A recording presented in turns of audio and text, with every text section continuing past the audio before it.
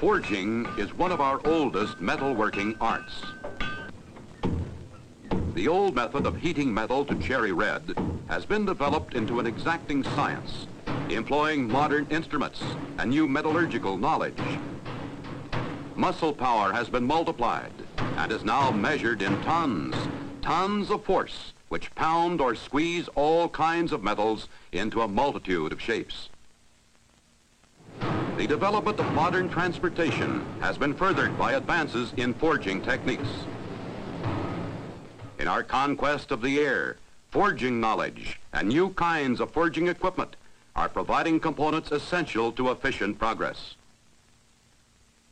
And now, as we reach out into space, we are more than ever dependent on knowledge of metals and the techniques for forging lighter and stronger materials, new and unusual metals with new and unusual processes, so that we may then become the blacksmith for the stars.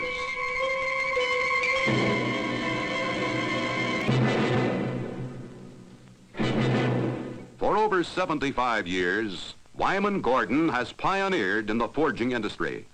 Experience, knowledge, and skill acquired since 1883 are combined with the latest in forging and scientific equipment to answer the forging problems of our atomic and satellite age, and to answer them today. In 1946, Wyman Gordon began operation of an 18,000-ton press for the Air Force in their North Grafton plant. This was the first of America's heavy presses to play a leading role in light metal forgings for aircraft.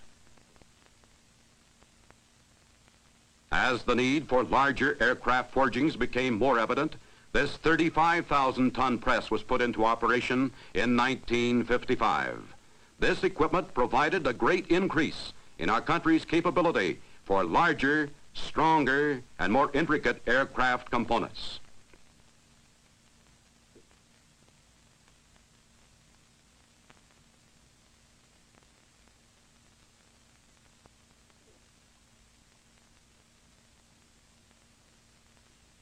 Six months later, even greater capability was provided in the 50,000-ton press. These heavy presses were originally built to produce larger and more massive forgings of light alloy material. Increasing challenge came with the rapid growth of our missile program.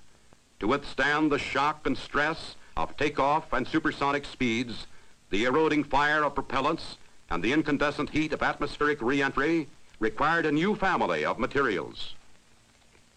Wyman Gordon was ready with an extensive research and development program and with manufacturing capabilities and experience to accomplish the development of these new forgings of new materials. Many components are already being forged for some of our well-known and successful missile and space vehicles. This missile nose component of beryllium is but one. Others include this dome forging of copper and a nose cone structure of magnesium. Components of aluminum and magnesium offer strength and light weight for the support of missile guidance systems. Many high-strength steel and titanium alloys are being forged today for rocket motor cases, such as these forward and aft closures for solid propellant motors.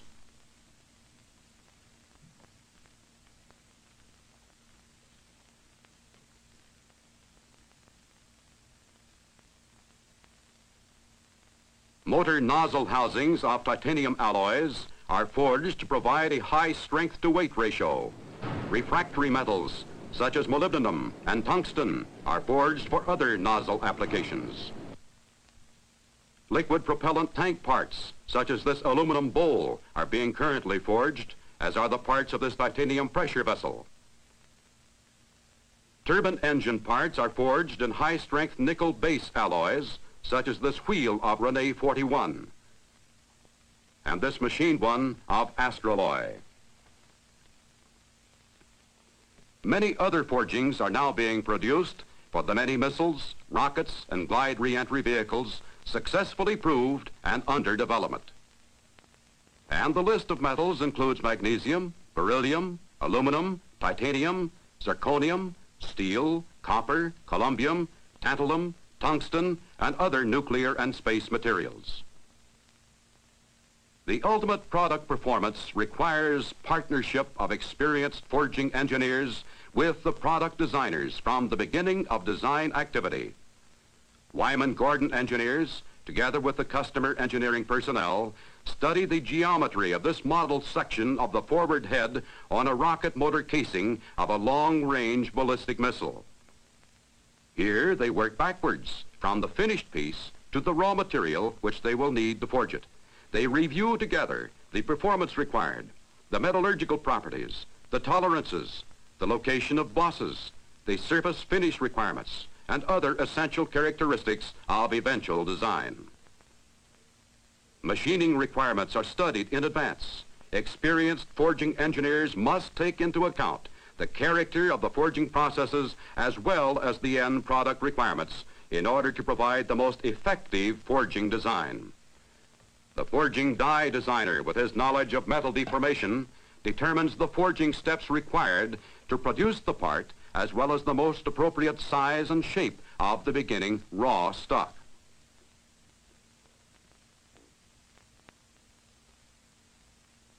Specific die designs are worked out by development teams consisting of personnel from the laboratory, engineering, forge shop, and die shop.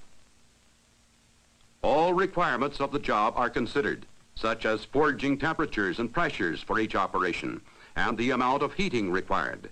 The engineers determined that this part would require 2 forging steps. The first set of dies perform a preliminary operation. Then a second set of dies perform the finished forging, providing a part which has all of the structural and metallurgical properties required.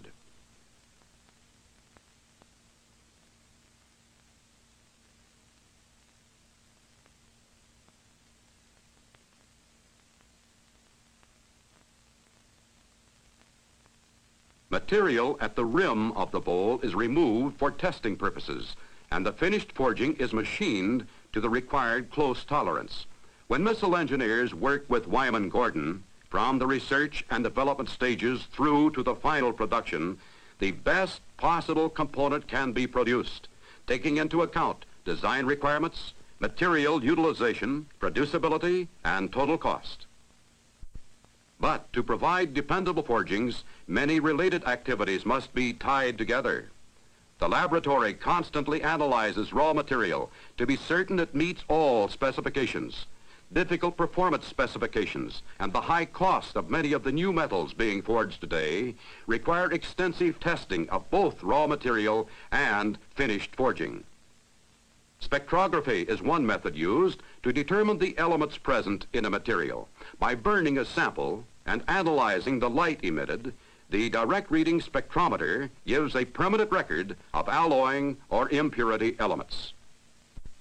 In addition to a chemical analysis to determine metal content, a sample is etched to check the macrostructure of the cast ingot or billet stock.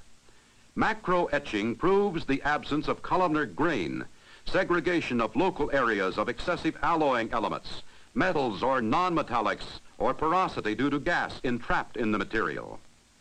These checks also help indicate how the material should be worked in preliminary operations to avoid internal rupturing or lapse during forging.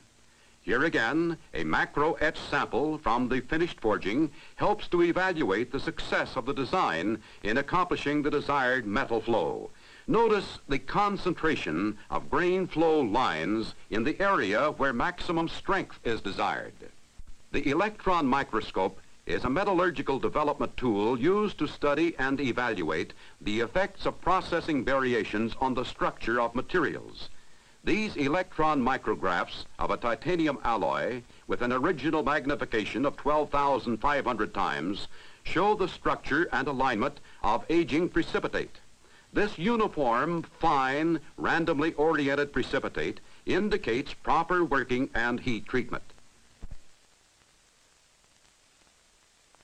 While the raw material is being analyzed, carefully worked out die designs are turned over to the die department, where the forging dies are made by the most economical method. In some cases, a numerical, tape-controlled machine is used for sinking the dies. Dies are also prepared by electric discharge machining, electrochemical milling, and other more common methods of metal removal.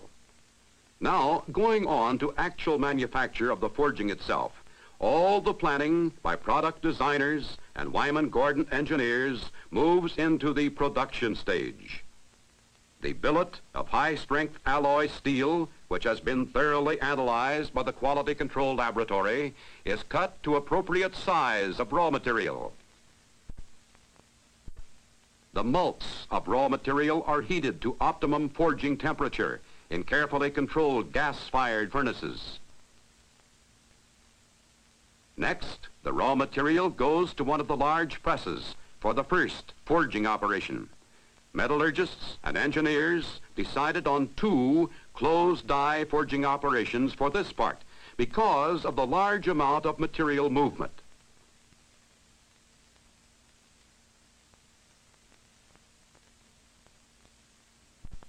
When larger production runs are forged, material handling equipment is used to expedite the flow of work from furnaces to the presses.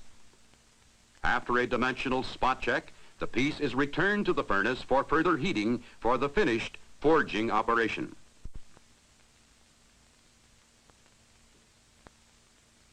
In this operation, material movement is completed so that all areas are filled and the final forging dimensions are achieved.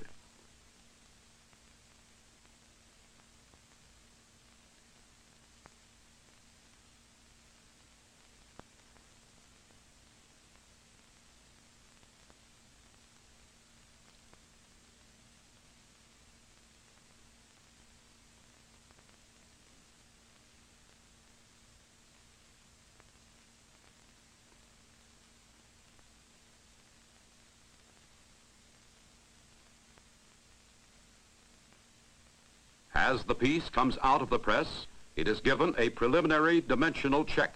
After the forging has cooled and been cleaned, it will be carefully inspected to be sure all geometrical relationships have been met, that web and wall thickness have been maintained, and that sufficient material is available for an integral test. To attain the desired metallurgical and mechanical properties in the finished part, each forging is subjected to a carefully controlled heat treating cycle.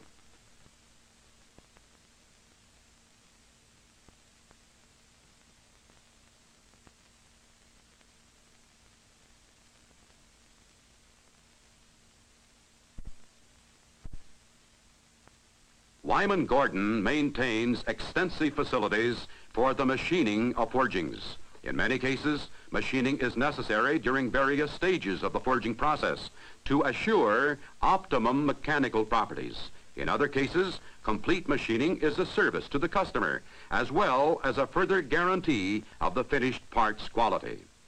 One of the machining operations is the cutting off of the extra material which the engineers included for an integral test piece. This will be cut up for tensile and stress rupture testing. Here, the machining of the dome-shaped contours of this missile closure is accomplished by a duplicating machine. A tracer follows the contours of the model and controls the milling cutter so as to reproduce the same contour on the finished forging.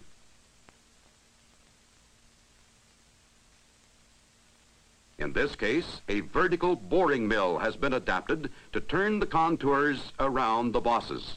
The part is mounted on a rotating table, and the cutting tool holder moves up and down, controlled by a cam and roller, the cam being designed to produce the desired contours.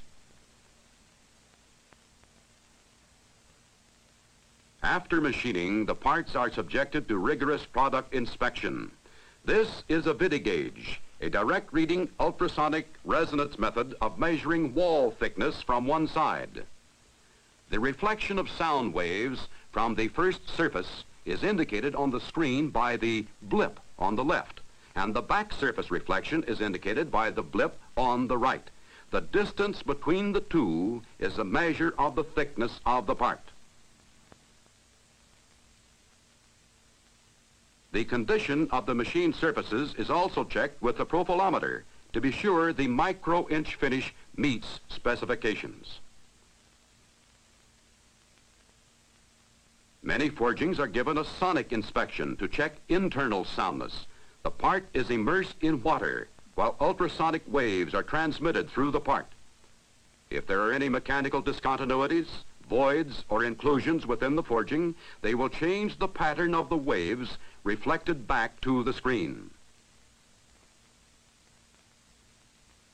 Many forgings receive Zyglow inspection for possible surface defects.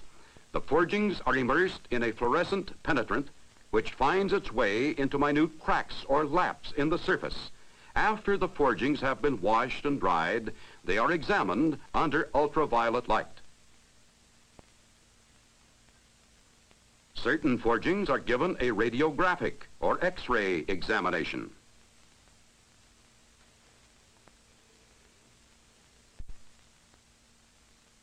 Wyman Gordon is continually searching for new and better materials and techniques to meet the challenge of the space age. One of the contributions of this program is the development of metallurgically sound, uniform, and stable materials. A complete induction vacuum melt facility makes possible the limited production of carefully controlled alloys. Basic metals can be accurately combined to provide forging ingots of super-strength steels, nickel base, cobalt base, and other heat-resistant alloys.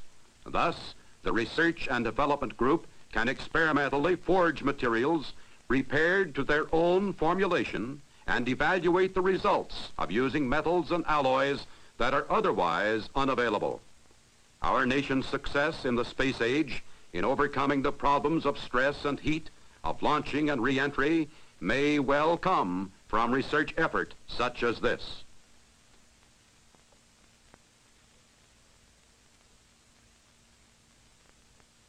Extensive effort is being expended to produce domes and closures of titanium alloys by closed die forging. The cryogenic properties of this material, with its high strength-to-weight ratio, provide reliable forgings which are resistant to corrosion and thermal shock.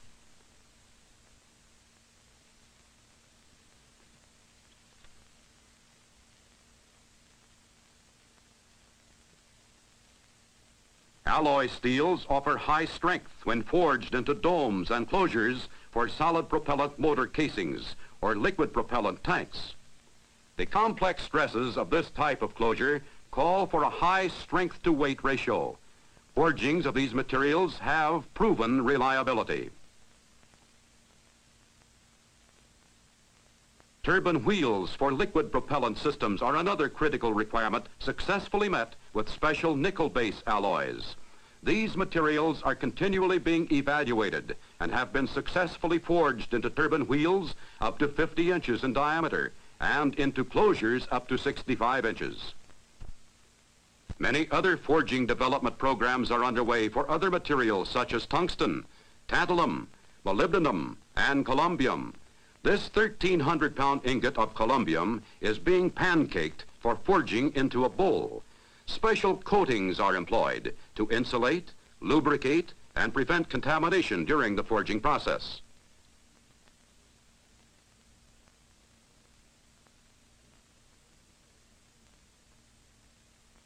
Nozzle liners and throat inserts for rocket motor nozzle bodies are currently being hammer forged of molybdenum.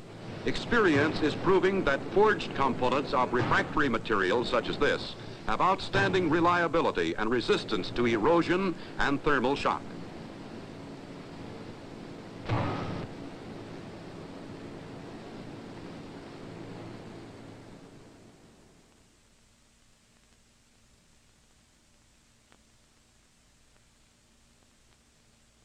Other manufacturing capabilities include ring rolling of various alloys. Wyman Gordon equipment and personnel cover a wide range of facilities and experience to produce the greatest number and largest variety of forgings for aircraft and missiles.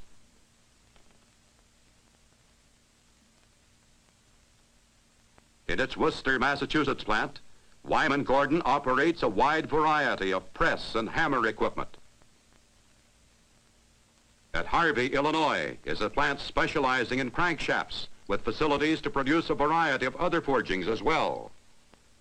At North Grafton, Massachusetts, are 11 presses ranging from 600 to 50,000 tons in a facility built by the United States Air Force and operated by Wyman Gordon.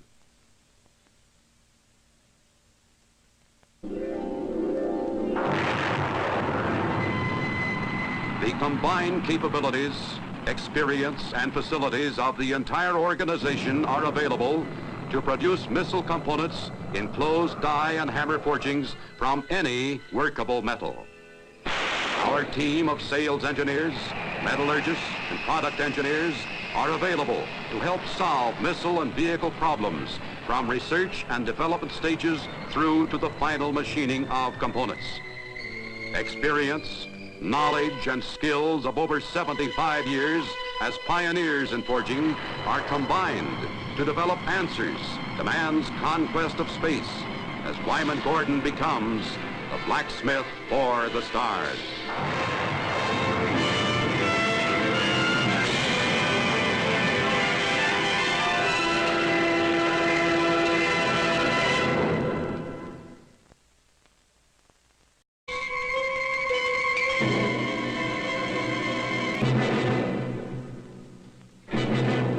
For over 75 years, Wyman Gordon has pioneered in the forging industry. Experience, knowledge, and skill acquired since 1883 are combined with the latest in forging and scientific equipment to answer the forging problems of our atomic and satellite age, and to answer them today. In 1946, Wyman Gordon began operating, has been furthered by advances in forging techniques. In our conquest of the air, forging knowledge and new kinds of forging equipment are providing components essential to efficient progress.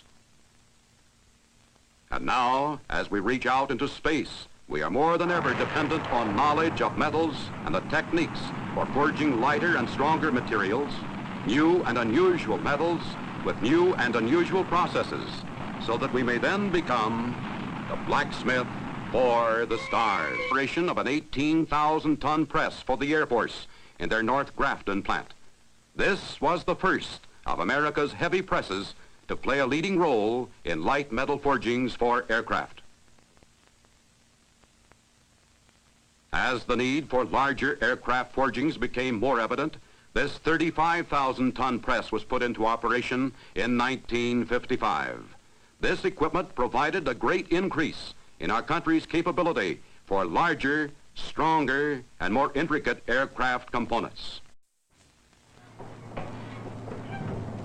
Forging is one of our oldest metalworking arts. The old method of heating metal to cherry red has been developed into an exacting science, employing modern instruments and new metallurgical knowledge. Muscle power has been multiplied and is now measured in tons of force which pound or squeeze all kinds of metals into a multitude of shapes. The development of modern transportation